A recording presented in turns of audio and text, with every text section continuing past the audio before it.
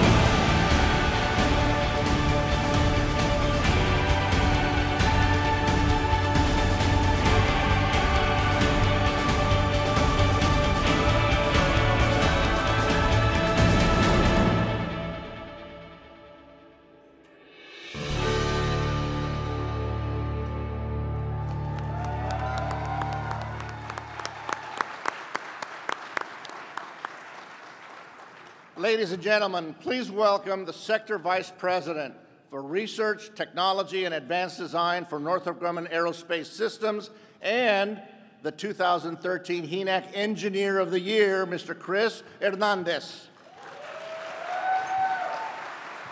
Yes. Thank you very much, Juan. I'd like to thank Anna and Ray for asking me to be a part of this event this afternoon. The folks at Great Minds in STEM are absolutely phenomenal. The work they do is tremendous, and the message they carry is vital to the nation, as was just reflected in the opening comments. The video was cool. I brought that. I tell you, our video people are really the very, very best. They make the coolest videos I've ever seen, and so I saw that one the other day. We showed it at the Society of Experimental Test Pilots, and I thought I would share it with you today. When I asked what I should talk about today, they said, well, you could do whatever you want. You're the keynote for this event. And I said, So we're going to listen to me today talk about my last fishing trip and the big one that got away. And I do have pictures for that. So, no, I'm kidding. Actually, I think that what I decided to talk about fits very well with the opening comments. The nation is at a crossroads. There are so many challenges that we as a nation face, and the technical community will be vital to solving those challenges. Leadership will be a fundamental component of that activity. And so I thought I'd talk to you about leadership for just a few minutes, and then we can eat. So I have a slide, a simple slide. This is 4 steps to leadership. Somehow Microsoft decided to turn it into a build. It wasn't the other day, but there she is. So I happen to believe that everybody can be a leader. Everybody has the potential inherently to be a leader. And I actually differentiate great leaders from good leaders. The great leaders already have the vision in their head. They already know what it is, where they want to go, or where they want to be, or what they want to accomplish. The good leaders may not. And so the very first step to me with a leader is to define that vision. And sometimes you don't know what it is. I'll give you an example. I was asked to run our unmanned systems business down in Rancho Bernardo for a period of time, and I knew nothing about unmanned systems. So I had to listen. I had to listen to the people that were underneath me, that reported to me. They had been doing unmanned systems for years and years and years. They knew the business, they knew the market, they knew the customers, they knew the competition, they knew the technology. So I had to listen to them. I had to evoke from them all of that knowledge so that I could help formulate the vision that we collectively would embark on. So I think listening is probably one of the most important things a leader must come to understand and how it fits within what it is they're supposed to do.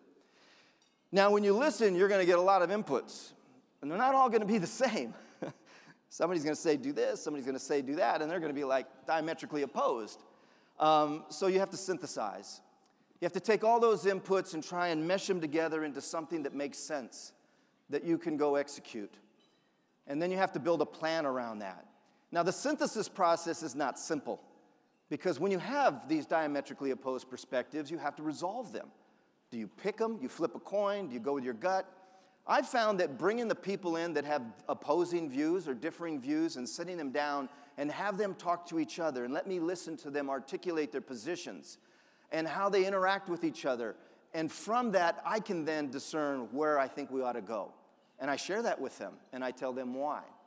So, I lost my chart.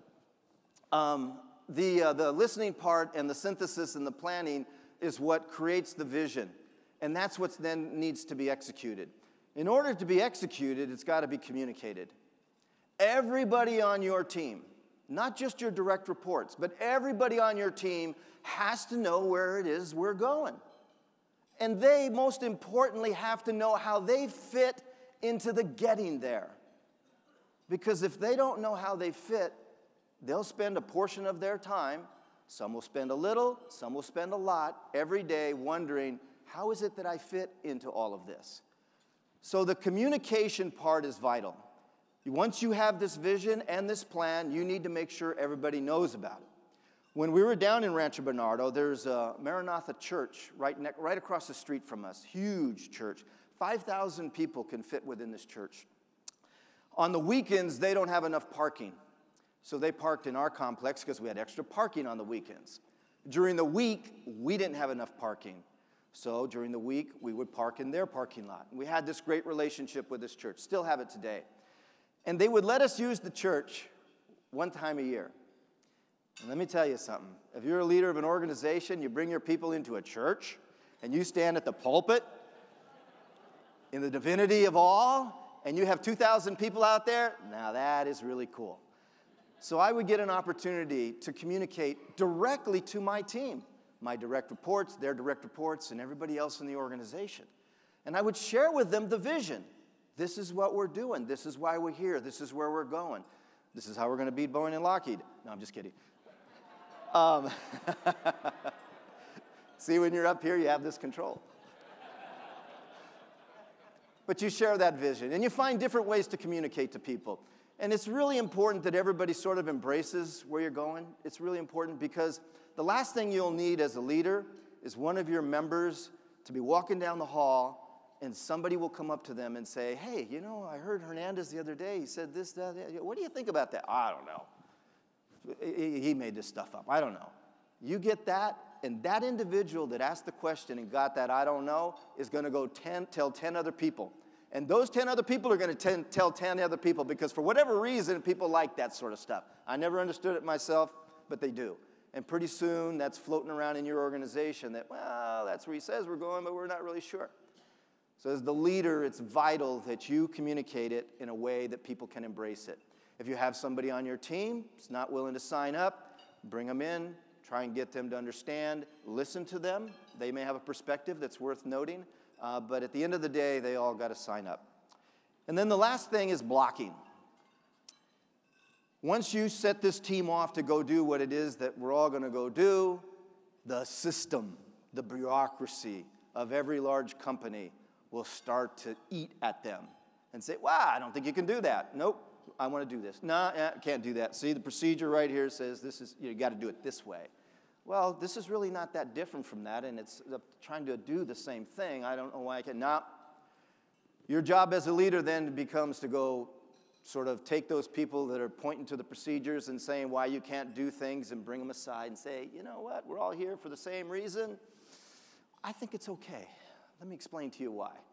And then you got to get them on board too. Your job as a leader is to remove barriers so that your team can do what it is they need to do. Not that complicated.